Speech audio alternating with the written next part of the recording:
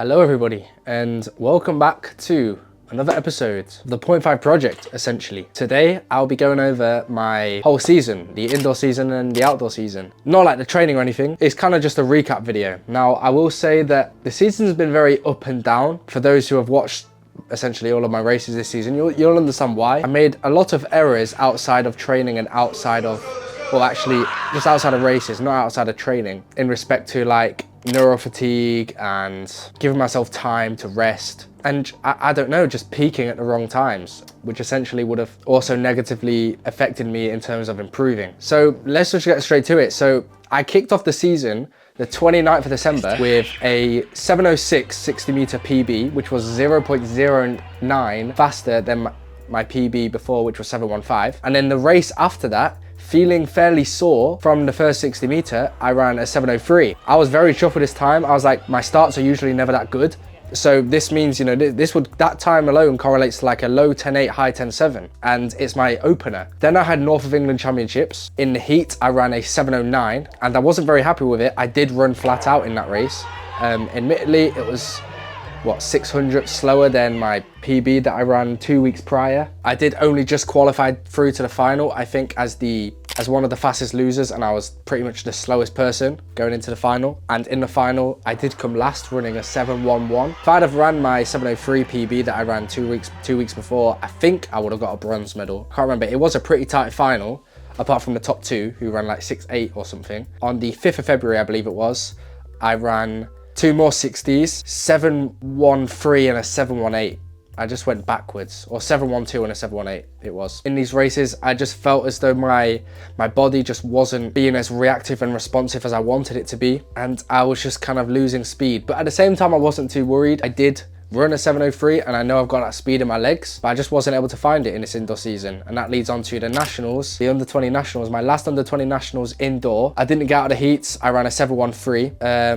Again, I actually don't, I think running my PB of 7:03 would have put me through to the semi-finals, but not like the final or anything like that. I would have had to at least run a sub-7. So it was pretty much close in terms of getting through the rounds, but obviously like the top guys were on another level. And yeah, the indoor season, though it didn't go to plan, I did come out with a pretty good PB. And in going into the outdoor season, I was still pretty confident that I could showcase that with the right amount of preparation and training. And then my opener, which was on the 15th of May, now I could be wrong with that date, but I opened up with a 200. Now my plans for this outdoor season, of course, hence the name Point 5 Project, was 10.50 and 21.50. So for those who haven't watched some of my videos, let's see if I reach those goals. You'll know why I'm laughing if you have watched them. My opener, I ran a 22.57 in a -0.5. Not too happy, but it was a PB. My PB before was 22.69, which I ran in my first ever season when I was on under 17, 22.69. Now the headwind wasn't strong, but it was very consistent. So I was confident, you know, that could easily be a very low 22. And that was my opener. And then 3 days later, I ran 100 and a 200. In the 100, I ran a 10.98, my second ever sub 11. And it wasn't like a plus 1.3 or something. The conditions were pretty good, but it was an opener. And I was like, okay, sub 11 opener. You can't go much more horribly worse than that. And I wasn't overly happy with it, but at the same time, I made quite a few mistakes in that where it could have easily been a 10.8. I went through 60 in about 7:12, so I knew that I could go a bit faster. And then in the 200, I PB'd again with a 22.29. That was on the 18th of May. And then my next race after that was 10 days later at Loughborough. I believe it was the 28th of May. Yeah, it would have been 10 days after 18th. 28th of May. I just raced 100. It was a plus 3.1 wind, and I ran 11:09. 11:09. Now in this race, I got cooked. There's nothing else to say really. I remember being really conscious in that race. I was thinking in my head, oh, I've just had a really good start, so let's keep going. And I was like, just thinking the whole race. And I did think inherently that kind of slowed me down, but that might have been a result of the fact that I just didn't have it in my legs, and therefore my brain was just, I don't know. I could be waffling right now. Still gonna continue on, try and pursue this. If it doesn't happen this season, then fair enough. But yeah, so after the 28th of May, North of England Championships. I don't think I missed a race. Yeah, North of England Championships on the 8th of June and the 9th of June, I think it was. the 100 and the 200. Now in the 100, it was just a straight final. There wasn't enough people for anything else, but the quality was pretty good. However, we were literally running in a hurricane.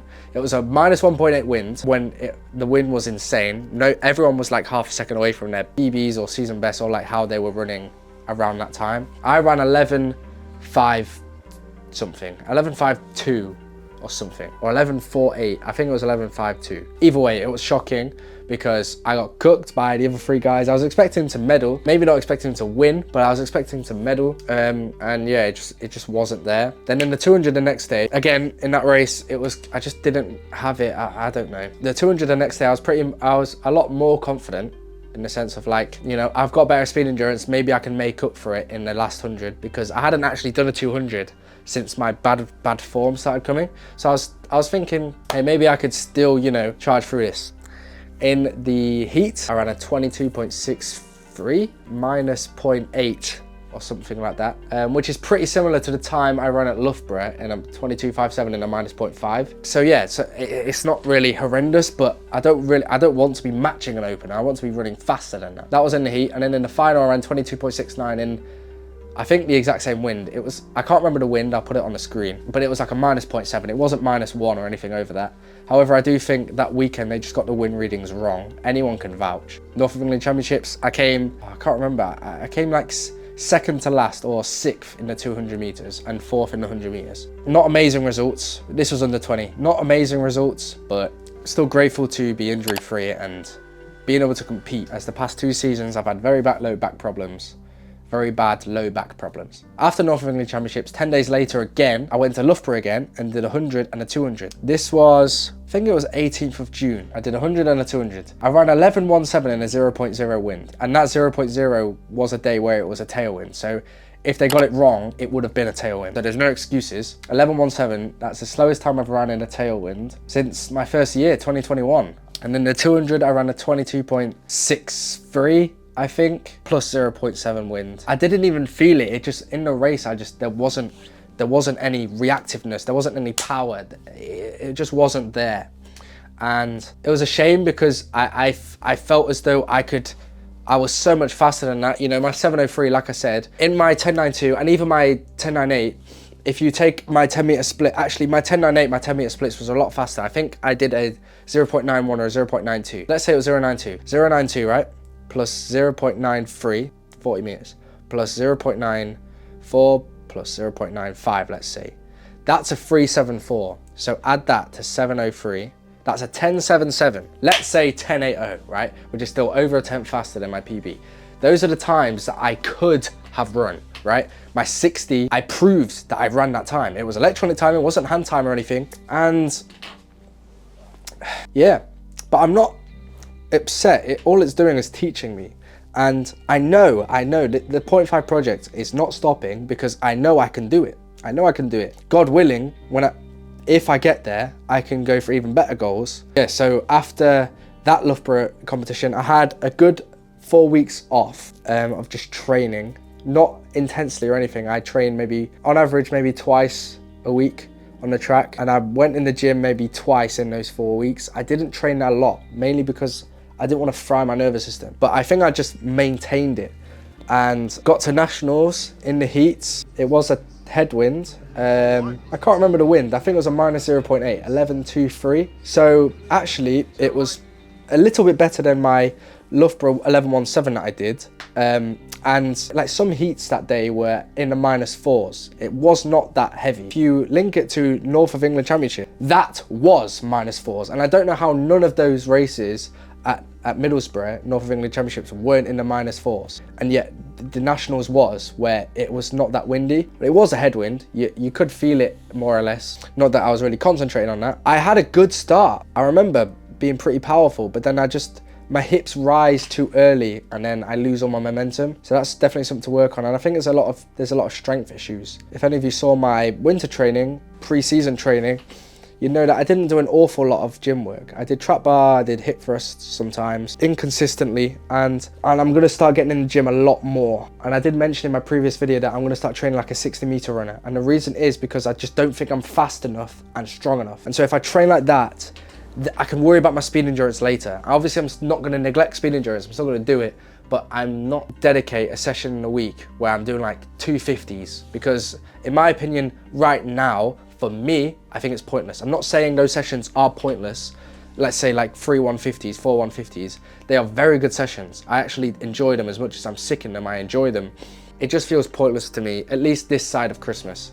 So that's the plan. And obviously after Nationals, I retired from this season. I was debating whether or not to race on the 7th, which is actually today. Yeah, I guess that's the season recap. To conclude it all, I know it was a pretty short video, because obviously there was a lot of, well, there wasn't actually that many races. I probably missed a race somewhere. That kind of summarizes it in terms of like how I feel. Like, it's a season.